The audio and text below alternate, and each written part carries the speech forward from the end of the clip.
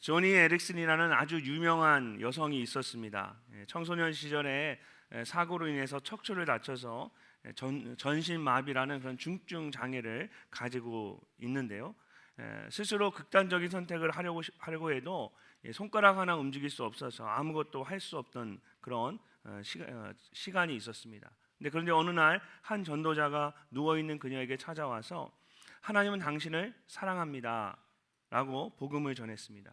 그녀는 너무나 화가 났습니다. 하나님이 나를 사랑하신다는 것이 고작 이런 겁니까? 제발 날 사랑하지 말고 그냥 나 좀 내버려 달라고 말해 주십시오.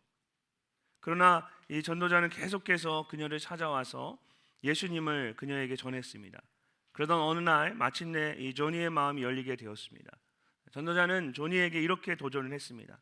만약 당신이 이 고통 속에서도 하나님께 감사하고 찬양한다면 하나님께서 아주 놀랍게 당신을 사용하실 것입니다. 그때부터 조니는 의지적으로 하나님께 감사의 찬양을 올려드리기 시작했습니다.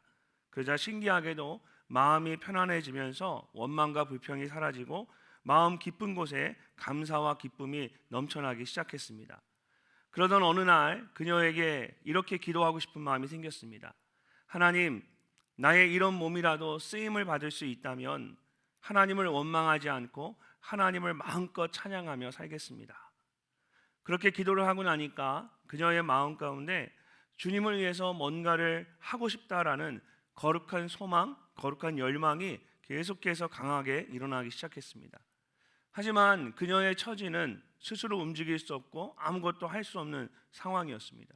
그런 상황에서 그녀가 무엇을 할 수 있겠습니까?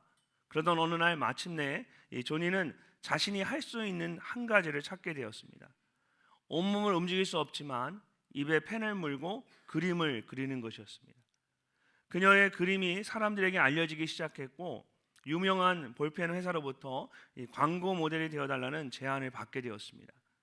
그녀는 자신이 나오는 모든 광고 아래에 영어로 PTL, Praise the Lord, 주님을 찬양하라는 이 PTL이라는 글자를 넣는 걸 합의하고 그 광고를 찍게 되었습니다. 이후로 그녀는 복음 전도자로, 장애인을 위한 인권 운동가로, 미국 사회에 큰 영향을 끼치는 지도자로 떠오르게 되었습니다. 조니와 친구들이라는 국제 장애인 센터를 설립하고 하나님을 찬양하고 나누는 전도자로 지금까지도 아름답게 쓰임을 받고 있습니다. 이렇게 도저히 기쁨으로 하나님을 찬송할 수 없는 상황 속에서도 하나님을 찬송할 수 있다라는 것은 정말 놀라운 하나님의 은혜입니다. 함께 읽은 이 에베소서의 말씀을 쓴 바울도 그런 은혜를 누렸던 수많은 사람들 중에 한 사람이었습니다. 에베소 교회를 향해 이 편지를 쓸 때에 바울은 로마에 있는 감옥에 갇혀 있었습니다. 쇠사슬에 묶여서 햇빛이 하나도 들어오지 않는 차가운 지하 감옥에 갇혀 있었던 그는 죽음을 눈앞에 두고 있었습니다. 그런데 바울은 에베소 교회 성도들에게 편지를 하면서 가장 먼저 하나님을 찬양하라고 했습니다. 오늘 에베소 1장 1절과 2절의 말씀은 편지를 쓸 때 처음 친애하는 누구 이것이 처음 서두르하는 형식적인 인사입니다. 사실 오늘 3절부터가 본격적인 편지의 내용이라 할 수 있습니다. 근데 그 3절 말씀을 보면 찬송하리로다라는 말로 시작이 됩니다. 이 말은 찬송한다라는 뜻도 되지만 감사한다라는 뜻도 있습니다.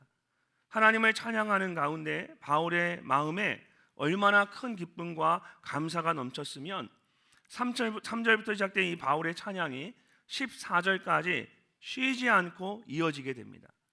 한글 성경으로 보면 여러분 여러 절로 나뉘어진 것 같지만 헬라어 성경으로 보면 원어에는 3절부터 14절까지의 말씀이 한 문장으로 되어 있습니다. 그러니까 바울이 찬송하리로다라는 말로 시작해서 끝까지 쉬지 않고 계속해서 하나님을 찬양했다라는 겁니다. 뿐만 아니라 바울은 하나님을 찬송하는 것에 대해 여러 번 반복해서 강조하고 있습니다. 3절에 찬송하리로다라고 시작해서 6절을 보면 그의 은혜의 영광을 찬송하게 하려는 것이다 라고 합니다. 그리고 12절에서 그의 영광의 찬송이 되게 하려 하심이라 말하고 14절에서 다시 한번 그 영광을 찬송하게 하려 하심이라고 합니다. 도대체 바울은 무엇이 그렇게 감사하고 기뻤던 것일까요?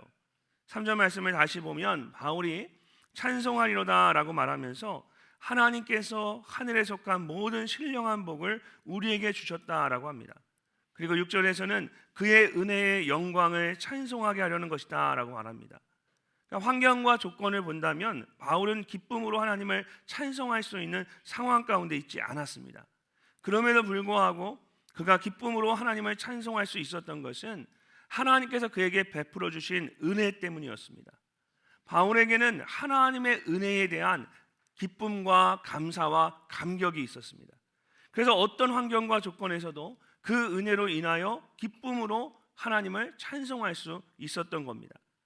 만약 바울이 감사와 기쁨으로 하나님을 찬송할 수 있었던 그 은혜가 무엇인지를 우리가 안다면 우리도 바울처럼 환경과 조건을 초월해서 감사와 기쁨으로 하나님을 찬양할 수 있을 것입니다.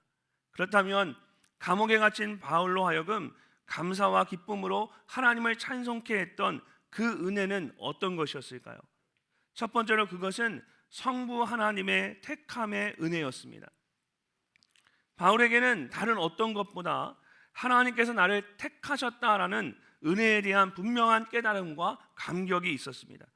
자, 4절부터 6절까지의 말씀을 우리 함께 한번 읽어보도록 하겠습니다.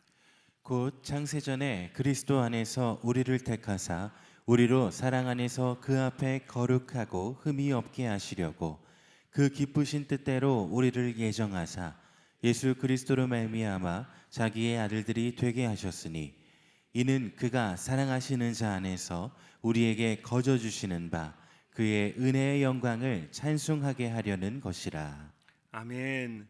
하나님께서 우리를 택하셨는데 이 택함에는 택함 그 이상의 놀라운 은혜가 담겨져 있습니다. 먼저는 창세 이전에 하나님께서 우리를 택하셨다라는 것입니다. 특별히 시간과 공간이 있기 이전에 하나님께서 우리를 택하셨다라는 것은 이 택함의 주도권이 하나님께 있음을 말하고 있는 것입니다. 하나님께서 우리를 택하신 것은 우리가 무엇을 했기 때문이 아닙니다. 하나님께서 처음부터 우리를 택하시기로 결정하셨기 때문에 저와 여러분이 택함을 받게 된 것입니다. 또한 바울은 그 기쁘신 뜻대로 우리를 예정하셨다라고 합니다. 하나님께서 어쩔 수 없이 또는 우연히 우리를 택하신 것이 아니라는 것입니다. 하나님의 정하신 뜻 안에서 사랑으로 기쁨으로 우리 모두를 택하셨습니다. 그래서 하나님의 자녀가 되게 하셨습니다. 얼마나 놀라운 하나님의 은혜입니까? 무엇보다 이 모든 일을 하나님께서 직접 하셨다라는 겁니다. 그리스도 안에서 우리 모두를 택하신 분도 하나님이시고 기쁘신 뜻대로 우리 모두를 예정하신 분도 하나님이십니다. 하나님께서 이 모든 일들을 시작하셨고 이끄셨고 완성하셨습니다. 이것이 값없이 주신 하나님의 놀라운 은혜입니다. 피카소가 그린 작품들 중에 황소머리라는 조형물이 있습니다.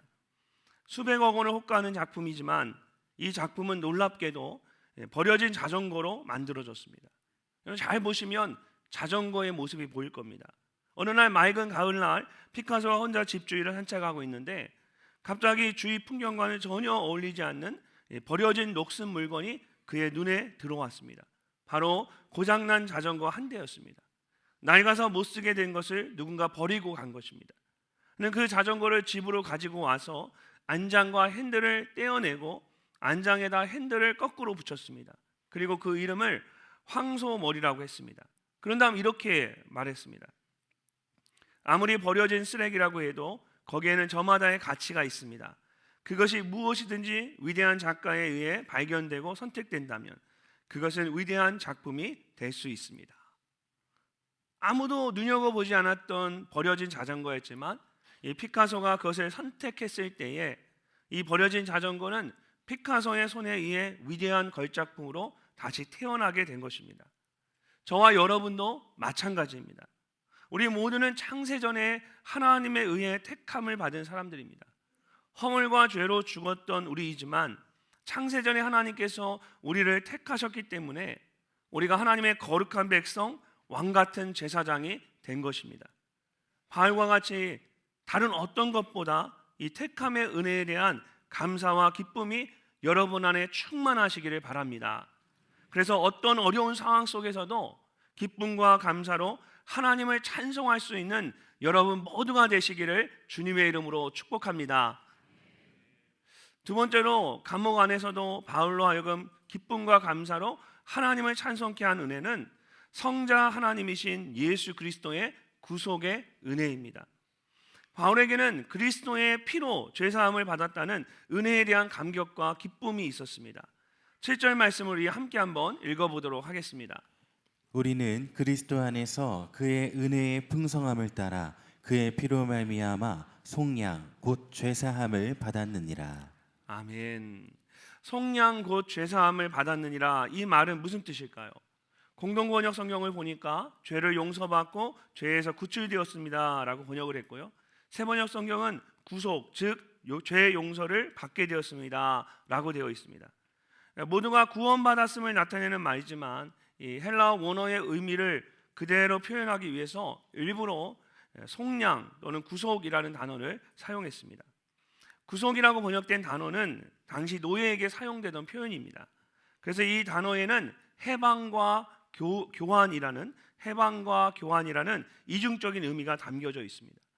먼저 이 구속은 노예 상태에서 벗어나 해방되는 것을 말합니다. 일반적으로 노예가 해방되려면 두 가지의 방법이 있습니다. 주인에게서 도망을 치거나 아니면 값을 지불해야 합니다. 예수님께서는 우리의 죄값을 십자가에서 대신 치러 주셨습니다. 너희가 스스로 값을 치를 수 없었던 것처럼 이 죄의 노예였던 우리에게는 스스로의 죄에 대한 값을 치를 능력이 없었습니다. 그래서 예수님께서 십자가의 죽으심으로 직접 우리의 죄에 대한 값을 대신 치르신 겁니다. 그 은혜로 인해 우리 모두가 죄사함을 받았을 뿐만 아니라 모든 죄로부터 자유하게 되었습니다. 또한 구속은 물물 교환이 이루어졌음을 의미합니다. 값을 주고 노예를 산 것입니다. 그러므로 이제는 주인이 바뀌었습니다. 고린도전서 6장 19절과 20절 말씀을 보면 바울은 이것을 이렇게 말합니다. 우리 함께 한번 읽어보도록 하겠습니다. 너희 몸은 너희가 하나님께로부터 받은 바 너희 가운데 계신 성령의 전인 줄을 알지 못하느냐. 너희는 너희 자신의 것이 아니라 값으로 산 것이 되었으니 그런즉 너희 몸으로 하나님께 영광을 돌리라. 아멘. 예수님께서 십자가의 죽으심으로 우리의 죄값을 대신 치르시고 우리를 그분의 소유로 삼으셨습니다. 뿐만 아니라 계속되는 말씀을 보면 우리에게 예수님을 더욱 깊이 알아갈 수 있는 지혜를 넘치게 하셨고 우리를 그리스도 안에서 하나가 되게 하셨고 기업이 되게 하셨습니다. 이 모든 것이 우리의 죄를 용서하시고 우리를 자녀 삼아 주신 예수 그리스도의 구속의 은혜입니다. 이와 같은 은혜를, 그 구속의 은혜를 생각할 때마다 항상 제 마음 가운데 떠오르는 이야기가 있습니다. 예전에 테마 예배 때 제가 나누었던 그 어떤 한 소년과 작은 나무배에 대한 이야기인데요, 한 소년이 나무를 깎아서 작은 나무배를 만들었습니다. 깎으면서 피도 흘리고 다치기도 하고 오랜 시간 걸쳐서 정성껏 나무를 깎아 나무배를 만들었습니다. 그렇게 완성하고 나니까 기분이 너무 좋은 거예요. 그 나무배가 물에 잘 뜨는지 시험하기 위해서 냇가에 나가서 물 위에 나무배를 띄워 올렸습니다. 근데 너무 잘 뜨는 걸 보면서 이 아이가 와, 내가 만든 나무배가 물 위에 뜨네. 그래서 막 환호성을 지르고 박수를 치면서 이 아이가 너무너무 기뻐했습니다. 근데 얼마 지나지 않아서 이 나무배가 흘러가다가 급한 물살을 만나면서 이 작은 나무배가 점점점 멀어지기 시작했습니다. 이 소년이 아무리 뛰어가도 이 나무배가 떠나가는 그 속도를 따라갈 수가 없었습니다. 결국 소년은 그 강 주변을 돌면서 배를 찾았지만 끝내 그 배를 찾지 못하고 배를 잃어버리고 집으로 돌아왔습니다. 며칠 후 소년이 시내에 나갔다가 시내에 있는 장난감 가게에 잃어버렸던 그 나무배가 진열되어 있는 것을 보게 되었습니다. 그토록 찾아 헤맸던 그 나무배를 보자 이 소년이 너무나 기뻤습니다. 당장 가게로 들어가서 이 나무배를 가리키면서 저거 내가 만든 거라고, 제 거라고 주인에게 이렇게 돌려달라고 이야기를 했습니다. 하지만 가게 주인은 그걸 내가 어떻게 믿느냐고 고개를 저으면서 이것이 내 증거라, 내 것이라는 증거가 어디 있니? 이 나무배를 너가 정말 갖고 싶으면 값을 내고 사가거라. 소년은 억울했지만 어쩔 수 없이 발길을 돌렸습니다. 그리고 자기의 집으로 산속에 있는 오두막 집으로 달려가기 시작했습니다. 집에 도착한 소녀는 방에 있는 자기의 보물 1호인 돼지 저금통을 가지고 나왔습니다. 그리고 그것을 바닥에 깨트렸습니다. 소녀에게는 그것이 전부였습니다. 자기의 전부인 그 저금통을 깨트리고 그 속에 있는 자기의 전부를 가지고 다시 마을로 뛰어가기 시작했습니다. 그리고 그 속에 있던 그 돈으로 장난감 가게에 들어가서 그 아저씨에게 그 돈을 지불하고 자기의 장난감 나무배를 다시 찾게 됩니다. 자기가 만들었지만 잃어버렸던 작은 나무배를 다시 되찾기 위해서 값을 지불하고 돌려받았습니다. 이 소녀는 나무배를 가슴에 품고 가게를 나오면서 흐뭇한 미소로 그 나무배를 향해 말합니다. 내가 너를 만들었고 또 값을 내고 내가 너를 샀어. 그러니 너는 2배나 내 거야.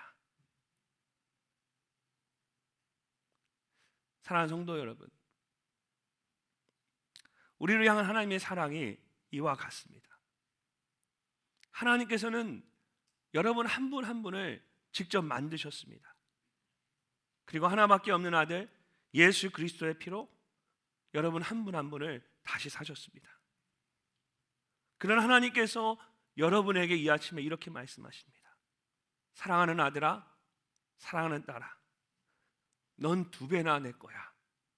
내가 너를 만들었고 내가 너를 구속했단다. 우리가 이 구속의 은혜를 아는데 어떻게 감사와 기쁨으로 하나님을 찬송하지 않을 수 있겠습니까? 구속에 대한 그 은혜에 대한 감사와 기쁨으로 어떤 상황 속에서도 하나님을 찬송하는 여러분 모두가 되시기를 주님의 이름으로 축복합니다. 마지막으로 아무것도 없는 감옥에서도 바울로 하여금 하나님을 찬송케 하는 은혜는 성령 하나님의 인치심의 은혜입니다. 우리 13절 말씀을 함께 한번 읽어보도록 하겠습니다. 그 안에서 너희도 진리의 말씀 곧 너희의 구원의 복음을 듣고 그 안에서 또한 믿어 약속의 성령으로 인치심을 받았으니. 아멘.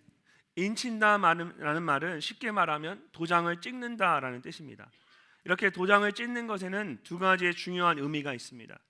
먼저는 나의 것이라는 뜻입니다.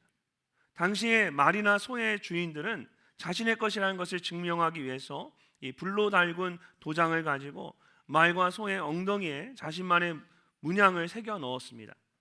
양도 마찬가지이죠. 이 양은 내 것이다, 이 소는 내 것이다 라는 뜻으로 도장을 찍었습니다. 그렇게 도장을 찍는 것은 누구에게 속한 것인지를 분명하게 밝히기 위해서입니다. 저도 신학교에서 공부할 때에, 미국에서 공부할 때에 제가 가진 책에는 항상 도장을 찍었습니다.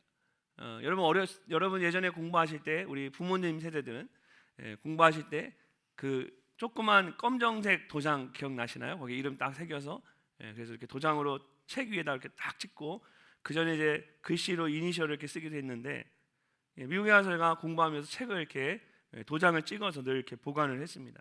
그러니까 학생들에게 서로 책을 빌려주다 보니까 그러면 누구의 것인지 구분이 안 될 때가 많습니다. 저는 잘 잊어버리거든요, 생각을. 그래서 누구 빌려줘 놓고 이걸 누구한테 빌려줬는지 기억이 안 나는 거예요. 근데 상대방도 다 잊어버리면 공부하다 보면 이게 내 책인지 이게 다른 사람 책인지 구분이 안 되는 거죠. 그래서 제 것이라는 표시를 하기 위해서 책을 사면 가장 먼저 제 이름이 들어있는 도장을 찍었습니다. 가끔 제가 다른 사람의 집에 가서 서재에 있는 이 책들을 구경하다 보면 제 도장이 찍혀 있는 책을 발견하곤 했습니다. 그럴 때면 제가 아주 당당하게 이거 내 건데 내 도장이 찍혀 있는데 그리고 이야기하면 굉장히 미안한 마음으로 모르고 그랬겠죠. 일부러 그러진 않았겠죠. 그래서 그러네요. 미안해요. 그러면서 그 책을 이렇게 돌려받아 가져오곤 했습니다. 이처럼 성령으로 인치심을 받았다는 것은 우리가 하나님께 속한 사람, belong to, 하나님께 속한 사람이라는 것을 말해주는 것입니다. 또한 인치심을 받았다라는 것은 seal한다고 해서 보호하는 것, 지키는 것을 의미합니다. 오래전부터 사람들은 중요한 편지를 보낼 때에 다른 사람이 함부로 열어보지 못하도록 봉투를 봉인하고 그 위에 도장을 찍었습니다. 지금도 중요한 서류나 편지를 전달할 때는 이 봉투를 봉인하고 그 위에 꾹 눌러서 도장을 찍습니다. 봉투 안에 들어있는 것을 안전하게 보호하기 위해서, 지키기 위해서입니다. 그래서 성령으로 인치심을 받았다라는 것은 성령님께서 책임져 주신다라는 뜻입니다. 신앙생활을 하다 보면 가끔 지칠 때가 있습니다. 신앙적으로 약해질 때가 있습니다. 하나님이 정말 저를 사랑하십니까? 하나님이 나를 정말 사랑할까? 나를 향한 하나님의 약속이 사실일까? 하나님 살아계실까? 이런 의심과 염려가 생길 때 나에게 마음의 확신과 평안을 주시고 힘과 용기를 주시는 분이 계십니다. 그분이 바로 나와 함께 계시는 성령님이십니다. 성령님은 하나님의 택하심과 그리스도의 구속의 은혜가 절대로 헛되지 않다라는 것을 우리에게 확증해 주시고 끝까지 우리와 함께 계시며 우리를 지켜주시는 분입니다. 우리에게 그런 인치심의 은혜에 대한 확신이 있을 때 우리는 바울과 같이 어떤 상황에서도 감사와 기쁨으로 하나님을 찬양할 수 있습니다.